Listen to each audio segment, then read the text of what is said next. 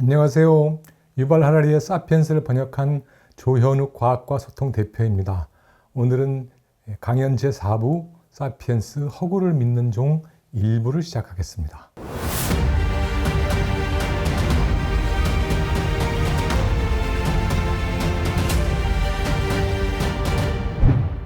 제목 그대로 우리 사피엔스라는 종의 가장 큰 특징은 실제로 존재하지 않는 것, 외부에서 봐서 우주에서 봐서 전혀 보이지 않는 것을 믿는 능력에 있다는 것이 유발 하라리의 독특한 주장입니다.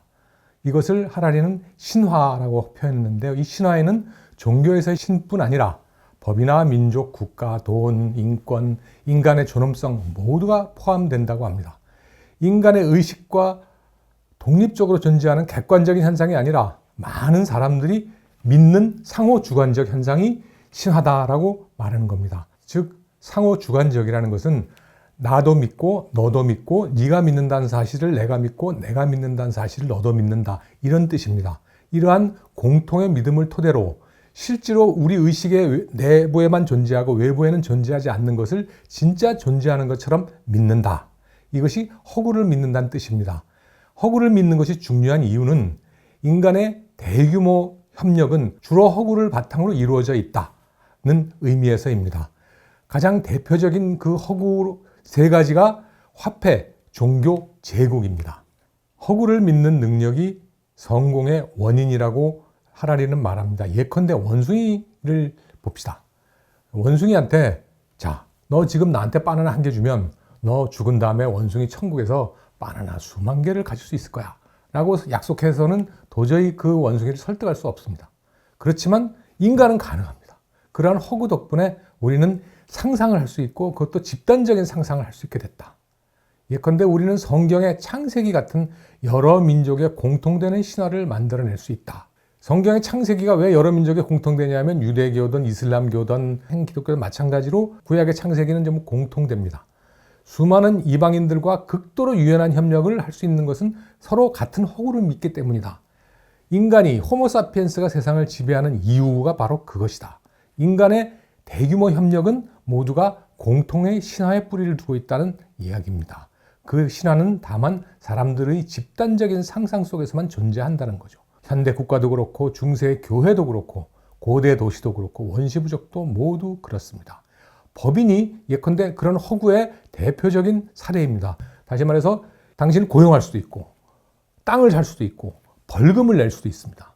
사람 취급을 하는 거죠. 그리고 이것은 계속됩니다. 대표가 바뀌고 직원이 바뀌어도 계속해서 하나의 실질적인 인간 취급을 받는 겁니다. 근데 이 법인을 통해서 사람들은 대규모로 유연하게 협력할 수 있다는 것이 대표적인 예입니다.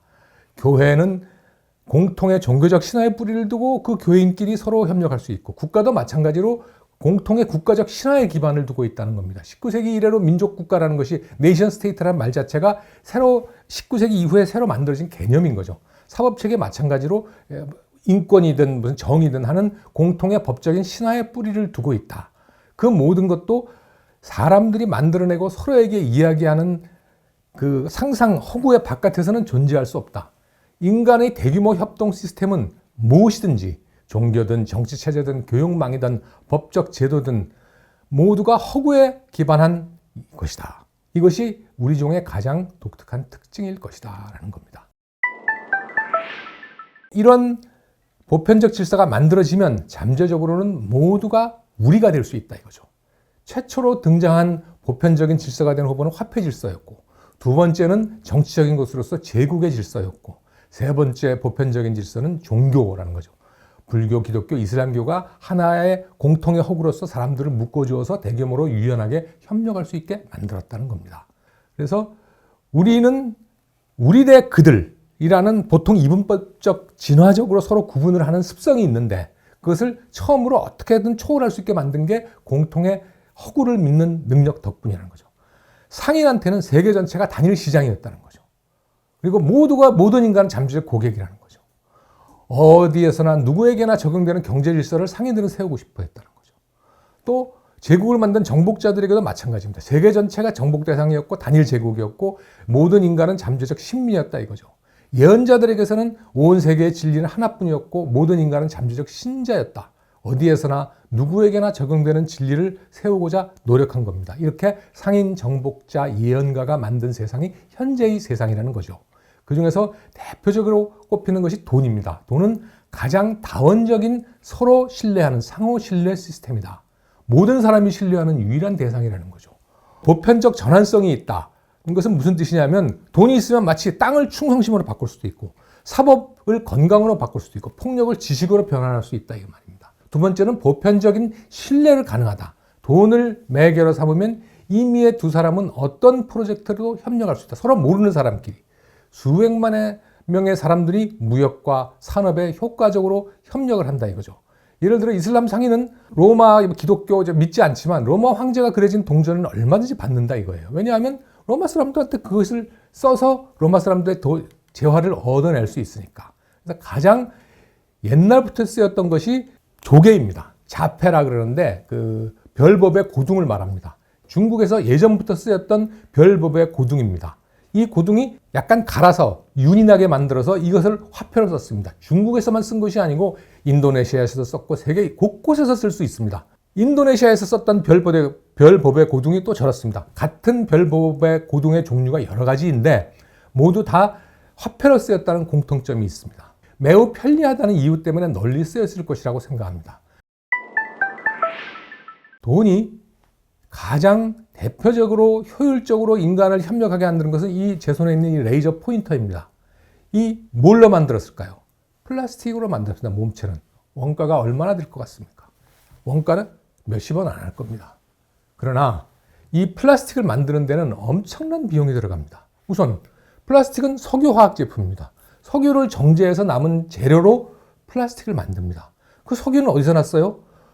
우선 중동에서 원유를 사옵니다. 사우디아라비아에서 사오기도 하고 예전에는 나이지리아에서 실제로 우리가 많이 사왔어요. 그 어디다 실어요? 현대조선에서 만든 유조선에다 실습니다. 선원은 누구예요? 인도네시아, 미얀마 사람들이 현재 주가 됩니다. 배는 철판으로 만들죠. 이거는 호주에서 사온 철광석과 호주에서 사온 석탄, 유연탄으로 포항제철에서 만듭니다. 이렇게 해서 원유가 도착하면 LG화학에서 석유를 정제해서 나프타라는 경질유를 만들고 그걸 고온 고압으로 분해해가지고 에틸렌, 프로필렌 이렇게 모노머라 그러는데 단량체를 만들고 이걸 막 결합시켜가지고 플라스틱을 만드는 겁니다. 근데 사우디에 있는 그 원유 채굴 기계는 예컨대 독일산이고 그 사우디에 있는 채굴 공장의 직원들은 먹는 것은 우크라이나의 밀과 네덜란드와 벨기에의 채소입니다. 이 모든 과정을 원활하게 하나로 이어지는 것은 오로지 돈입니다. 이런 것을 글로벌 밸류 체인이라고 합니다. 지구 전체가 돈을 매개로 하나의 가치 사슬로 엮여 있다는 거죠. 요즘 미국이 그 가치 체계에서 중국을 배제하려고 노력하고 있는데 어쨌든 지금까지는 그렇게 굉장히 효율적으로 대규모로 유연하게 협력할 수 있었던 것은 전부 다 돈을 받을 수 있었기 때문에 요 조그마한 플라스틱 하나를 불과 원가 얼마 몇십 원 되지 않게 만들 수 있는 겁니다. 그렇지 아니하고 만일 어떤 재벌이 이 모든 채굴과 제작을 한다면 몇 조 원을 들여도 불가능했을 겁니다. 이처럼 인간의 대규모 유연한 협력을 돈이 이루어낸 겁니다. 허구의 대표적인 예가 지금까지 돈이었습니다. 그 다음 나머지 두 가지가 제국과 종교인데 다음 편에서 설명드리겠습니다.